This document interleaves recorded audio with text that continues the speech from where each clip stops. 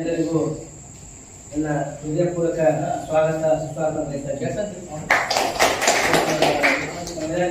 ಹಾಗೆ ಸ್ವಾಭಿಮಾನಿ ಸಂಘಟನೆ ಇವತ್ತು ಬಾಗಲಕೋಟೆ ಜಿಲ್ಲೆಯಲ್ಲಿ ಅತ್ಯಂತ ಸಕ್ರಿಯವಾದಂತಹ ಒಂದು ನಮ್ಮ ಸಂಘಟನೆ. ಆತ್ಮೀಯರೇ, ನಾವು ಬೆಂಗಳೂರಲ್ಲಿ ಯಾವುದೋ ಒಂದು ಮೂಲೆಯಲ್ಲಿ ಇರ್ತೀರಿ, ಅಲ್ಲಿ ನೂರಾರು ಸಮಸ್ಯೆ ಇದ್ರೆ ಸಾವಿರಾರು ಜನ ಸಂಘಟನೆಗಳಿದೆ, ಸಾವಿರಾರು ಅಧ್ಯಕ್ಷಗಳಿದ್ದಾರೆ, ಸಮುದ್ರ ಇದ್ದಂಗೆ. ಅದೇ ನ್ಯಾಯ ಯಾರು ಸಿಗುತ್ತೋ ಯಾರು ಸಿಗೋದೋ ಗ್ಯಾರಂಟಿ ಇದೆ. ನನ್ನ ಪ್ರಕಾರ ಸಂಘಟನೆ ಅಂದ್ರೆ ದುಡ್ಡಲ್ಲ, ಆಸ್ತಿ ಅಲ್ಲ, ಜಾತಿ ಅಲ್ಲ, ಯಾವುದೇ ಒಂದು ಪಕ್ಷ ಅಲ್ಲ.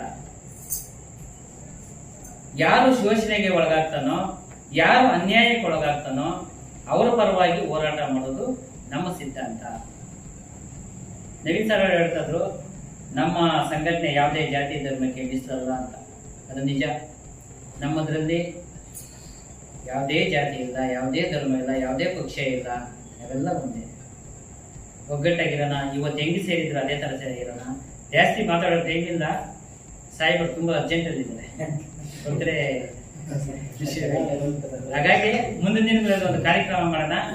ಆ ನಂತರ ಇನ್ನೊಂದು ವಿಷಯ ಏನಂದ್ರೆ, ಯಾರಿಗೆ ಏನೇ ಸಮಸ್ಯೆ ಇದ್ರು ಇವ್ರ ಹತ್ರ ಮಾತಾಡಿ ಡಿಸ್ಕಷನ್ ಮಾಡಿ ನಾವು ಬರ್ತೀವಿ. ದೂರ ಇದ್ರು ಪರವಾಗಿ 520 ಕಿಲೋಮೀಟರ್ ತೊಂದರೆ ಇಲ್ಲ, ನಾನು ಬರ್ತೀನಿ. ಇಲ್ಲಿ ಕರೀತದೆ ಅಂದ್ರೆ ನಾನು ಎಲ್ಲ ಕೆಲಸ ಬಿಟ್ಟೇ ಬರೋದು, ಯಾವತ್ತೂ ಬರೋದು ಅಂತ ಹೇಳಿದ ಕೇಳ್ಕೊಳ್ಳಿ. ನಮ್ಮೂರು ಬಂದಾಗೆ ನಾನು ಬಂದ್ಬಿಡ್ತೀನಿ, ನನಗೇನು ತೊಂದರೆನೇ ಇಲ್ಲ. ಇಷ್ಟ ಹೇಳ್ತಾ ತಮ್ಗೆಲ್ಲರಿಗೂ ನಮಸ್ಕರಿಸ್ತಾ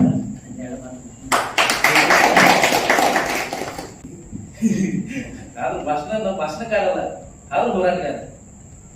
ಕರ್ನಾಟಕ ರಕ್ಷಣಾ ವೇದಿಕೆ ಒಳಗೆ ನಮ್ದೇ ಆದಂತ ಕೆಲವೊಂದು ಕೊಡುಗೆಗಳಿದ್ದು ಅವೆಲ್ಲ ಈಗಿನ ಜಿಲ್ಲಾಧ್ಯಕ್ಷ ಬರ್ಕೊಂತಾನ, ಅವ್ನು ಮರ್ಯಾಕತ್ತಾನ. ನಮ್ಮ ದೂರ ಮಾಡ್ಯ ನೋಡೋ ಸಂಬಂಧ ನಾವು ಸ್ವಂತ ಕರ್ನಾಟಕ ಸ್ವಾಭಿಮಾನಿ ಪಡೆ ಅಂತೇಳಿ ಈ ಶ್ರೀ ರಾಜು ಅವರ ಸಂಘಟನೆಗೆ ನಾವೆಲ್ಲರೂ ಸೇರ್ಪಡೆ ಆದ್ವಿ. ಅದು ಸೇರ್ಪಡೆ ಆದ್ಮೇಲೆ ನಾವೀಗ ನಿಮಗೆಲ್ಲ ಗೊತ್ತಿರುವಂಗ ಹಲವಾರು ಹೋರಾಟಗಳು ಮಾಡಿದ್ವಿ. ಆ ಹೋರಾಟಗಳನ್ನ ಗುರುತಿಸಿ ಇವತ್ತು ನಮ್ಮ ಕಡೆ ಬಂದಿದೆ.